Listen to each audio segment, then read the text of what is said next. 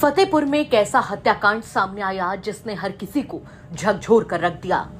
जिस रिश्ते की शुरुआत 7 फेरों और 7 जीने मरने की कस्में खाकर हुई थी, उसी रिश्ते का अंत इतनी बेरहमी से होगा शायद किसी ने सोचा भी नहीं होगा। 7 साल पहले जिसने प्रेम विवाह करके अपनी दुनिया बसाई थी, उसी पति पर अब अपनी पत्नी की हत्या का आरोप साबित होने का दावा पुलिस कर रही है।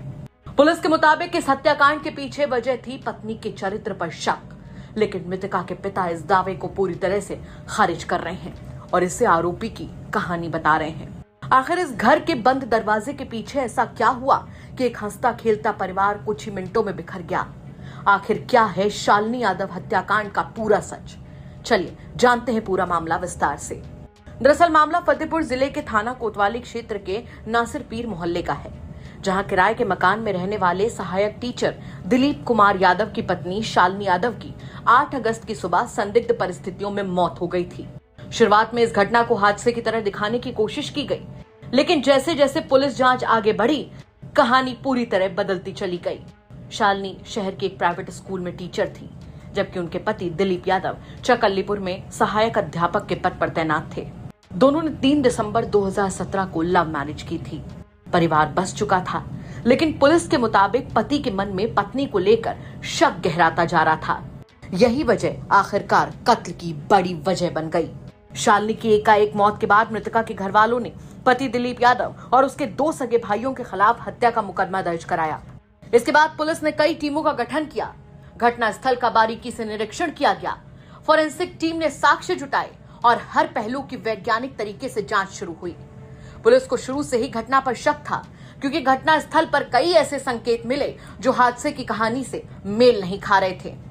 पूछताछ के दौरान जब पुलिस ने आरोपी दिलीप यादव से सख्ती और तकनीकी साक्ष्यों के आधार पर सवाल किए, तो पुलिस का दावा है कि वो टूट गया और उसने पूरी वारदात कबूल ली। पुलिस के मुताबिक आरोपी ने बताया कि 8 अगस्त की सुबह 5:30 बजे से 6 बजे के बीच उसने अपनी पत्नी को मौत के घाट उतारा। पुलिस का कहना है कि वारदात को अंजाम देने के बाद आरोपी ने पूरे घटना स्थल को इस तरीके से तैयार किया जिससे लगे कि एक दुर्घटना है। इतना ही नहीं, पुलिस के मुताबिक हत्या के बाद आरोपी करीब 20 मिनट तक घर से बाहर घूमता रहा ताकि शक उससे दूर रहे।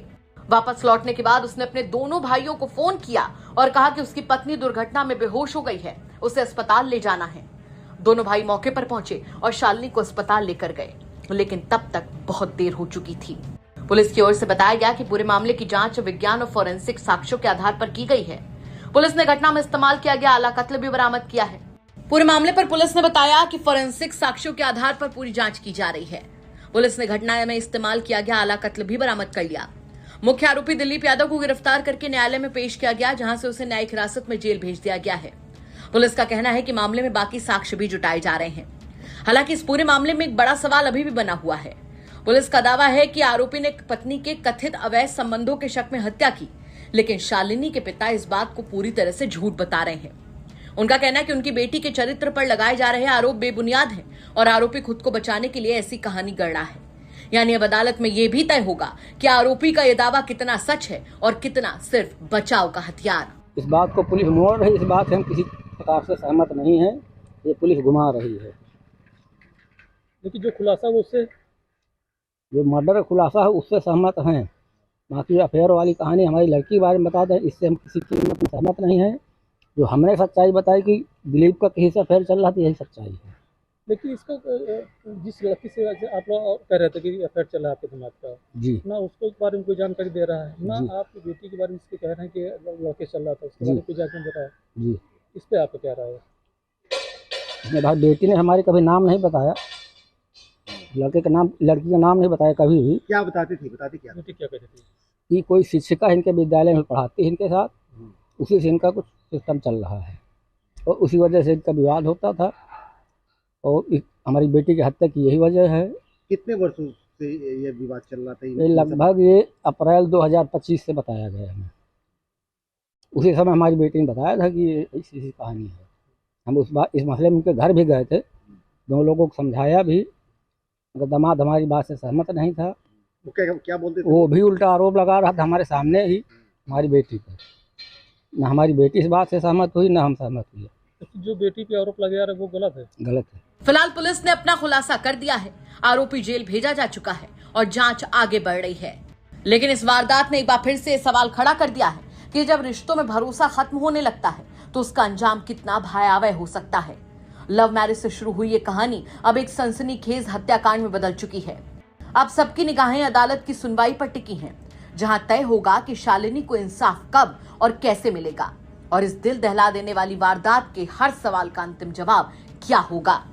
पूरे मामले पर पुलिस क्या कुछ कह रही है, एक बार वो भी सुन लीजिए आप। जनपद फतेहपुर में कोतवाली नगर थाना क्षेत्र अंतर्गत दिनांक 8 अगस्त को एक घटना हुई थी जिसमें शिवानी नामक शिक्षिका जिसकी हत्या कर दी गई थी, और इसी प्रकरण में उसके परिवारजनों द्वारा 9 तारीख को एक मुकदमा पंजीकृत कराया गया, जिसमें उसके परिवारजनों ने उसके पति और पति के भाइयों को उसमें नामजद मुकदमे में अभियुक्त बनाया गया था।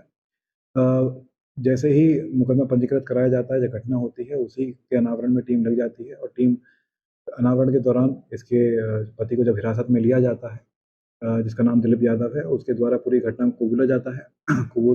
जब वो घटना कबूलता है तो शुरू से लेकर एंड तक जो भी उसके द्वारा इस तरह से घटना इसके द्वारा कारित की गई थी, इसके द्वारा बताया गया कि सुबह 5:30 से 6 बजे के बीच में ये अपनी पत्नी को जो कुकर का हैंडल है उससे सर पे वार करता है। वार करने के बाद उसकी गर्दन पकड़कर उसको जो वहाँ पे इन्फ्लेटेबल टब है उस पर उसको डुबाकर इस तरह से घटना स्थल को दिखाने की कोशिश करता है कि जिस तरह से घटना एक्सीडेंट प्रतीत हो, और उसके बाद वो वहाँ पर 20 मिनट के लिए घूमने जाता है, फिर वापस आता है, अपने भाइयों को फ़ोन करता है। फ़ोन करके वो अपने भाइयों को ये बताता है कि एक्सीडेंट में उसकी पत्नी जो है वो बेहोश हो गई है और उसको अस्पताल लेके जाना है। इसमें उसके भाई लोग आते हैं, वहाँ पर उसको अस्पताल लेकर जाते हैं।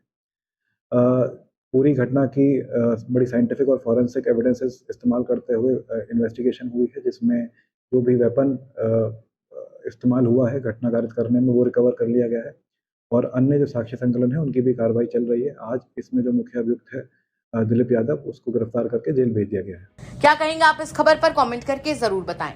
फतेहपुर से नितेश श्रीवास्तव की रिपोर्ट, यूपी तक। पवन जी, एक बात होती है, क्या आपको कभी ऑफर नहीं आया बीजेपी की तरफ से? बहुत बार आया। कैसा आया? क्या ऑफर आया? हमने बताया था राष्ट्रीय अध्यक्ष जी को। आया। किस तरह का ऑफर आया? मतलब सब आया, विधायक मंत्री सब आया। जानते हैं, ये भी घटना बता दें आपको, हम मेरे पिताजी, जैसे मैंने राजनीति शुरुआत की तो मेरे पिताजी कभी नहीं चाहते थे, लेकिन जब मैंने राजनीति में मैं प्रवेश कर गया, लखनऊ डिस्ट्रिक्ट उपाध्यक्ष हो गया, तो ये भी बहुत महत्वपूर्ण घटना है। नेताजी का फैजाबाद आगमन था, तो मैंने कहा कि आपको मेरे घर चलना। कहे हाँ चलेंगे तुम्हारे घर। मैं जेल से छूट के आया था, वही मेरे ऊपर गैंगस्टर और सारे मुकदमे दर्ज हुए थे बहन जी की सरकार में, उसके बाद मैं छूट के आया था। तो मैंने कहा आपको मेरे घर चलना। कहा चलेंगे। नेताजी मेरे घर आए, अंगूरीबाग कॉलोनी में। मेरी माताजी ने खाना बनाया था। नेताजी ने जो मेरी माताजी ने बनाया था, पूड़ी सब्जी दही कचौड़ी दही बड़ा जो था सब खाया। नेताजी ने बैठ के पूरा आराम से सब खाया, और खाने के बाद कहा कि और कुछ बना है? तो हमने मम्मी बुलाया अपनी माताजी को, तो उन्होंने पूछा क्या नाम है आपका? कहने मेरा नाम गीता। कहने बताइए कुछ और बना है? कहने जो बना था सब खिला दिया। फिर उन्होंने, मेरी माताजी ने कहा नेताजी से, ये पढ़ते लिखते नहीं है, क्या होगा इनका? नेताजी ने कहा पवन के कारण आज मुलायम सिंह यादव इस दरवाजे पर आए हैं, और देखना वो एक दिन वो भी आएगा। आज मेरे आने पे डीएम कप्तान बाहर खड़े हैं, एक दिन पवन भी आगे जाएगा, डीएम कप्तान भी बाहर खड़े होंगे, पवन बड़ा आदमी नेता बनेगा। और मुझे नेताजी ने बनाया, उस स्थान पे पहुंचाया। ऐसे थे धरती पुत्र मुलायम सिंह यादव जी। तो उसी दिन से मेरी माता पिता, मेरे पूरा परिवार का एक लगाव है नेताजी के परिवार से। जब ये सब बातें आई कुछ लोगों ने कि भाजपा ये सब, तो मेरे पिताजी ने तुरंत मुझको फोन किया, कहा जीवन में भूल न करना, जीवन में गलती न करना। ये चीजें मेरे पिताजी ने बहुत सख्ती से मुझसे बात कही थी। मैं बहुत ईमानदारी से आपसे कह रहा हूं।